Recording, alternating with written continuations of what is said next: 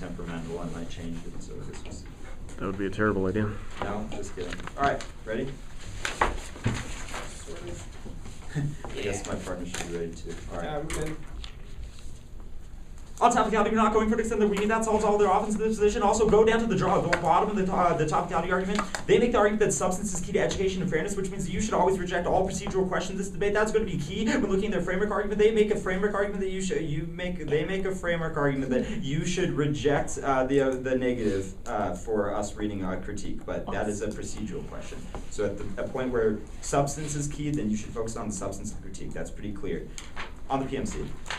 Look, they just don't have enough time to extend the case. Even if you're not feeling real hot about this critique debate, that's just fine because there's 100% solvency takeout. They have conceded way too much on the impact defense arguments, which is that there's no way to solve the Pakistan war. First of all, the United States supports India, which means there's no way to engage Pakistan in cesspool. There's no explication of how case solvency can do this. Also, they have conceded way too many forms of contestation. First of all, water rights is going to cause a nuclear extinction scenario because Zardari said that he would use force, and India will not give up any water rights, which means there's no risk of them solving this. Also, the number 2 and the number 3 argument that Evan makes, which is that Pakistan is backed by China, which means it will lead to global conflict. There's literally no way. And also, Pakistan rejects U.S. hegemony in the region, empirically proven. Yes, Evan. That water is inevitably going to lead to a conflict. Right. Yeah. Water contestation will inevitably lead to a conflict. There's no way the plan can surpass this by taking action in a region that doesn't even affect Pakistan.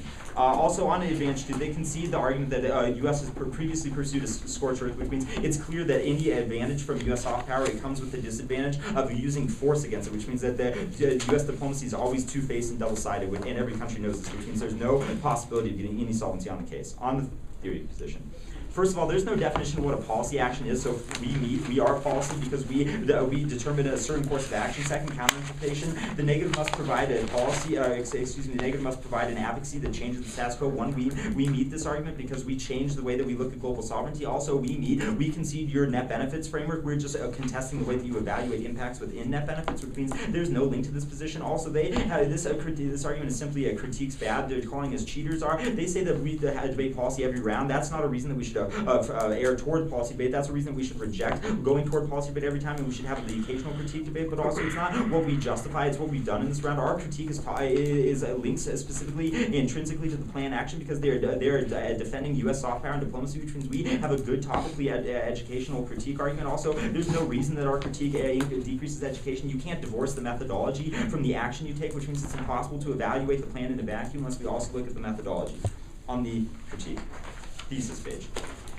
All these arguments are going to be reasons why their disadvantage to the critique has no relevance. They've conceded the entire uniqueness framing of this question. Especially important is the number 5 argument under the thesis, which is that U.S. claims to neutrality are inaccurate. Instead, the U.S. persuades states to let it penetrate their borders. This is empirically proven in the plan text itself because the plan never asked Yemen for its support. It just asserts that Yemen wants this in order to help the international community. But also the number 1 and the number 2 argument, which is that PMC creates static. It says that it ignores the fact that borders are permeable. This permeability of borders allows the U.S. capitalist interests to infiltrate and create a new market in Yemen. This is conceded analysis. Also, it facilitates novel forms of sovereignty and destroys the legal regimes in place by creating an exceptional legal regime in that the United States has the control over. They concede the number 3 argument, which is that it supersedes traditional sovereignty. It creates an obligation to intervene, which means law is always indeterminate. The U.S. can always choose when to intervene and when not to intervene, which is exactly why half the time we take a scorched earth policy, which means their argument that as long as they have one defense of why their policy action or the defense of the U.S. is good is not an accurate contestation of the critique, because every time the U.S. does something good, it also maintains the potential to do something bad and inevitably will do that bad thing, which means that their impacts on the critique, or excuse me, on the PMC are non-unique. On the disad. Their entire disadvantage is non-unique. They can't name a single one of these social justice programs, which proves there's no momentum for them in the status quo. Second, it's non-unique.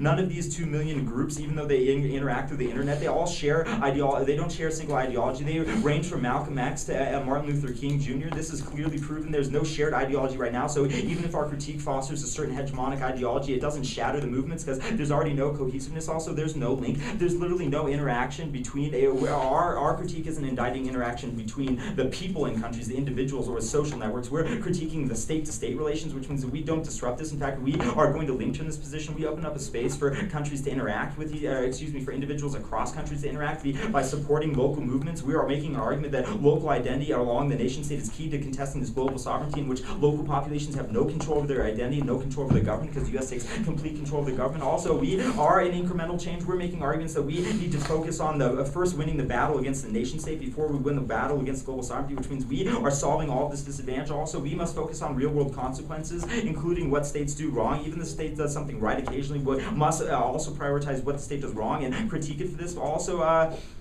under view to this position, their plan, it does not support the blessed unrest either, because it just reifies state action and creates the veil of U.S. The diplomacy is something that's good, which shields the U.S. from criticism, which is exactly their argument, which means only the plan bites this disadvantage on the alternative. On the perm, do both. If we're running a risk of the uniqueness, and they're making arguments about how the U.S. action is good because diplomacy is good, that means that we're winning a link, which means the critique is still an entire 100% disadd to the perm, because the perm still includes the plan text. They make the argument that it's cautious, therefore it's good, but they never. Their argument is essentially the type of incremental change that never has any change, because they never will take a bold action against the state. Also, they've conceded too many solvency arguments that the perm doesn't solve. Extend the thesis of our solvency argument, which is that only by reifying identity on the nation-state level can we critique the global sovereignty, because the nation-state's power is bound territorially, which means that it can never surpass its territorial power, which means opposition movements within it, such as the Zapatistas, have empirically worked territorially against the governments in which they are operating. Also, they have conceded the number one and the number two argument, which is that we have to choose between two evils. In the world where both the nation-state and the global sovereign are bad and oppressive, we must choose the only one that we contest, because the global sovereign attempts to include everyone in a false consciousness. This is conceded analysis. Also, the trains of power argument, which is that only in the world of the nation-state, which is not the plan text, because the plan text attempts to create the U.S. as a global sovereign, can we include the excluded subaltern? Yes, Evan. I understand your sentence. Also, extend the escaping inevitability argument. In a world where they create a catalyst for global sovereignty, that means there's literally no solvency to the perm. Do both. Also, on the haunting perm, there's literally no explication of why haunting them solves. Our argument is not a discourse K. It's not about punishing them. Our argument is that we have a better policy, so we should win in a net benefits framework, which means that we are going to, which means haunting perm doesn't have any solvency. There's no reason that they need to be haunted or change their actions in the future. We're just simply contesting the status of global sovereignty. Also, there's literally no solvency explicated this. Don't let them make any new arguments about it in the next speech. On the links and the impacts, at the point where these links are conceded, even the haunting perm will link to these arguments, because that is just a false consciousness they're endorsing. They're saying that they will change their actions in the future in order to avoid punishment, but that's not sufficient in a world where they're still going to continue to justify the state. Also, they concede all the internal links, which is the destruction of the nation state. Which is that the nation state leads to a united organization, which allows for the organization of political and economic power, which just opens up Yemen for capitalist exploitation, which means the U.S. is not doing anything good. They've conceded all the impacts, which is a perpetual war. That outweighs the case on magnitude, because even if they could solve war in one instance, it justifies war in perpetuity. Also, they've just conceded ethics as a prior question, which means that we need to avoid a monolithic identity. We need to not demonize people. We need to stop demonizing people who don't conform to our logic. And they concede resource wars, which turns all their arguments about Pakistan and India, means only the critique is a way to solve the case. Okay.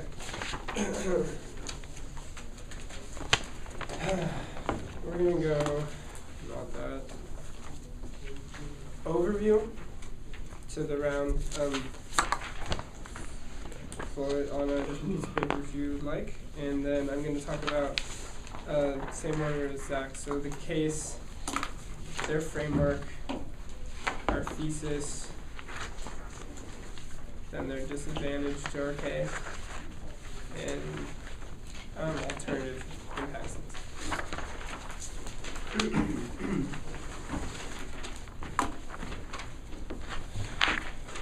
Okay.